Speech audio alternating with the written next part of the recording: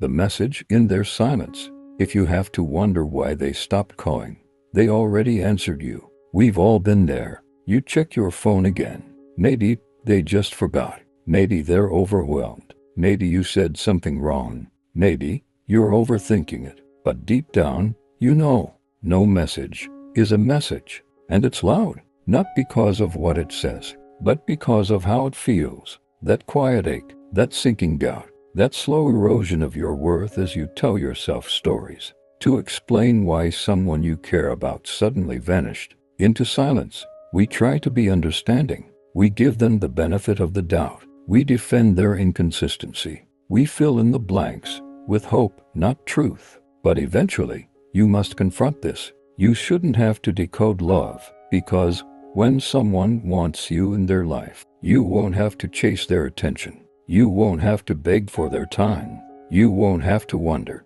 The painful truth is, sometimes the people we want most don't want us back. And instead of saying that, they disappear. They pull away. They let silence do their dirty work. Carl Jung once said, the most terrifying thing is to accept oneself completely. But perhaps even more terrifying is to accept that someone doesn't love you back. So we resist it. We cling to potential. We obsess over every text. We replay every word, every moment, trying to find where we went wrong. But this isn't your failure. It's their clarity. They showed you who they are when they chose to ignore you, and ignoring someone is a choice. Love doesn't vanish into silence.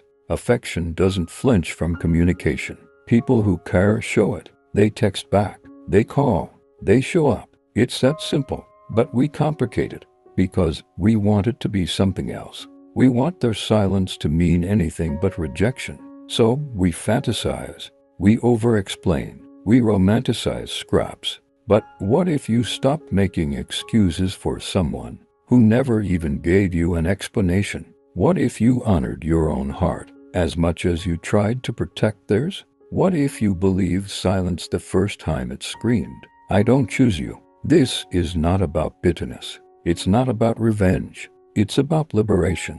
You don't need someone who makes you feel like a question mark in their life. You need someone who gives you clarity, not confusion. Presence, not patterns of absence.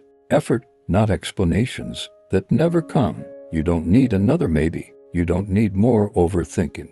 You need peace. And peace doesn't come from those who can't even send a message to say they care. The message was the silence.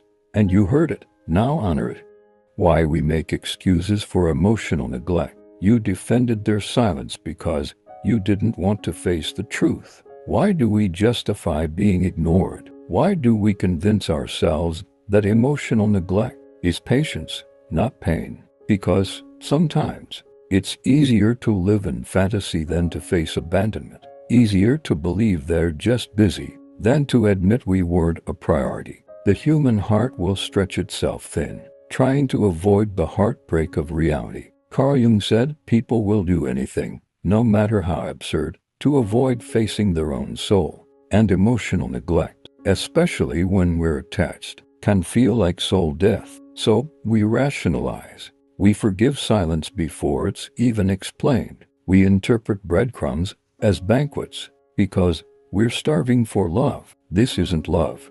It's a trauma response. Let's talk psychology for a moment. If you grew up in an environment where love was inconsistent, where attention came in waves, where affection was earned, not given, you may now associate anxiety with connection. You confuse tension with chemistry. Silence becomes a test, and your worth becomes the thing you try to prove by staying even when you're being emotionally starved. This is attachment trauma, and it tells you stories like, they're probably just overwhelmed. I shouldn't expect too much. I can't be too needy. Maybe if I just wait a little longer. But the truth is, someone who values you will communicate that with words, with effort, with consistency, not with ghosts, not with silence, not with you questioning your own worth, because they don't have the emotional maturity to say, this isn't working for me. The silent treatment is still treatment, just a cruel one. You deserve love that speaks. You deserve someone who doesn't make you beg for basics. But here's what often happens. You remember the beginning, the attention, the warmth, the energy, and now the silence feels confusing, like maybe you changed. So you try harder. You send one more text. You wait another hour, another day. You reread the old messages. You hold on to the memory of who they were, while ignoring who they are now. But real love doesn't vanish with time. It doesn't go mute when life gets inconvenient. So, why do we excuse it? Because we think that maybe, just maybe, if we're understanding enough, patient enough, low maintenance enough, they'll come back. They won't, because someone who disappears in your silence was never prepared to stay for your depth. Stop lowering your needs to match their lack of effort. You were not meant to be someone's afterthought. You are not a placeholder. You are not the one who should be waiting at the emotional door, hoping they remember you exist. There's a wind in you that tells you love must be earned through endurance. But Carl Jung would tell you, that's your shadow, your unconscious belief that you're not enough unless someone else chooses you. You must become the one who chooses yourself first, and that begins by stopping the excuses. Silence isn't sacred. It isn't mysterious. It isn't deep. It's you just silence. And silence, when you've done nothing wrong, is rejection disguised. They're not busy. They're just not that invested. It hurts, but it's honest. And honesty is what heals. You don't have to stay available to people who only show up when it suits them. You don't have to keep proving you're worthy to someone who wouldn't even reply. Their silence isn't something to figure out. It's something to walk away from. Rewriting the story, you don't chase clarity. Clarity isn't something you chase. It's something you claim. You've waited long enough for the text, for the call, for the apology, for the closure that never came. But what if I told you you don't need it? What if you stopped chasing clarity from people who were always benefiting from your confusion? They kept you unsure because your uncertainty gave them control. And deep down, you kept hoping that one more message might bring the explanation that finally makes it make sense. But it won't, because the silence was the explanation. And clarity, real, soul-freeing clarity, doesn't come from them. It comes from you. The moment you stop asking, why didn't they choose me? And start asking, why didn't I choose myself sooner? Carl Jung spoke of the individuation process, a spiritual and psychological journey where we become whole by confronting our unconscious beliefs. And right now, this is your invitation to confront the belief that love must come from those who make you feel small. This is your moment to rewrite the story. I need closure, you say. But closure is not a text. It's not an explanation. It's not hearing them say, I was wrong. Closure is accepting the silence and no longer giving it power over your peace. Real love doesn't need decoding. It shows up in clarity and consistency. When you stop romanticizing confusion, you begin to attract peace. When you stop chasing after those who withhold their energy, you begin to radiate your own. Here's a hard truth. If someone left you confused, they didn't love you clearly, and you deserve clarity. You don't have to fight for someone's basic attention. You don't have to remind someone to care. You don't have to text twice when once should have been enough, because the right person won't put you in a position where you question your place in their life. Your worth is not in how long you waited. Your worth is not in how patient you were. Your worth is not in how much pain you endured without asking for more. Your worth was there all along. They just couldn't see it because they were never meant to hold. They didn't reject you. They rejected the depth they couldn't handle. You bring too much soul for someone who lives on the surface. You love too deeply for someone who only dabbles in affection. So stop chasing. Stop proving. Stop texting paragraphs for someone who wouldn't even give you a sentence. Let your silence speak now. Let your absence echo louder than all the calls that he never made. Because you don't have to beg for something. You were always worthy of receiving. Carl Jung reminds us, until you make the unconscious conscious, it will direct your life, and you will call it fate. Stop calling it fate. Start calling it what it is, a pattern. And you right now have the power to break it. You don't need to understand why they stopped trying. You only need to understand why you kept accepting it. And now you don't. That's clarity. That's healing. That's the new story. You don't chase clarity anymore. You embody it. If they cared, you'd know what real effort looks like. Love doesn't hide. It shows up. If they cared, you'd know. You wouldn't be refreshing your inbox. You wouldn't be checking their last scene. You wouldn't be lying awake wondering what you did wrong. Because real effort doesn't leave you in the dark. Let's stop normalizing mixed signals. Let's stop glamorizing confusion. Let's stop pretending that love is supposed to hurt before it feels real. Real love is not ambiguous.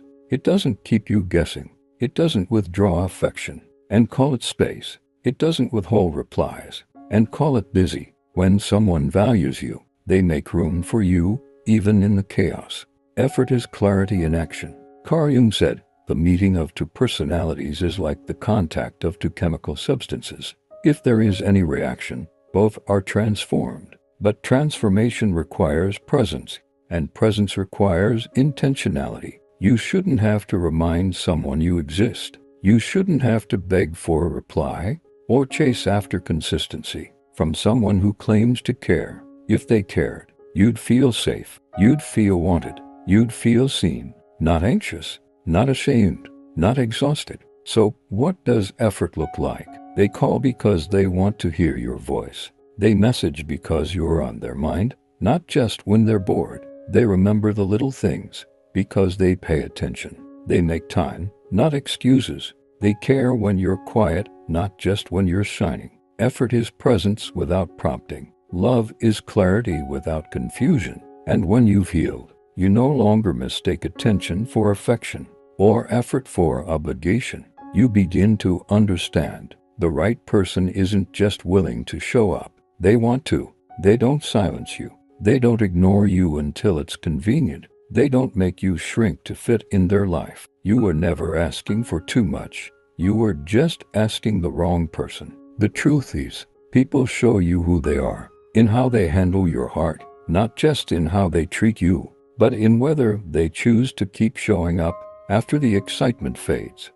Jung believed that love was not just attraction, but a confrontation with the self. Because when you truly care about someone, you don't ghost them, you grow with them. So, if they didn't respond, if they disappeared, if you felt invisible in their silence, let it speak, not about your worth, but about their capacity. You didn't lose love. You dodged confusion disguised as chemistry. Let this be the chapter where you stop settling for effort that has to be begged for. Let this be the moment you decide, I will not make excuses for silence. I will not water myself down to be chosen. I will not keep holding space for someone who refused to make room for me. You deserve the kind of love that texts back, that calls without games, that shows up, stays, and means what it says. Because when someone truly cares, you'll never have to guess.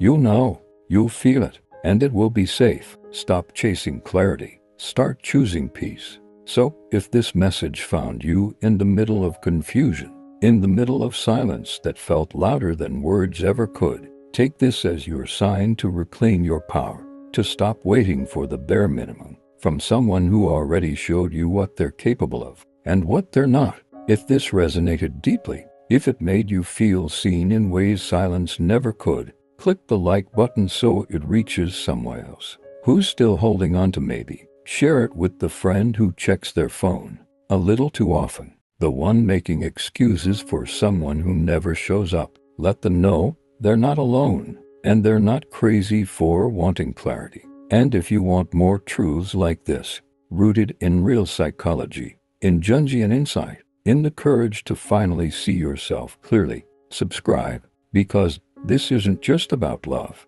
It's about waking up to who you really are and what you truly deserve. No more excuses, no more overthinking, just truth, peace, and self-respect. I'll see you in the next one.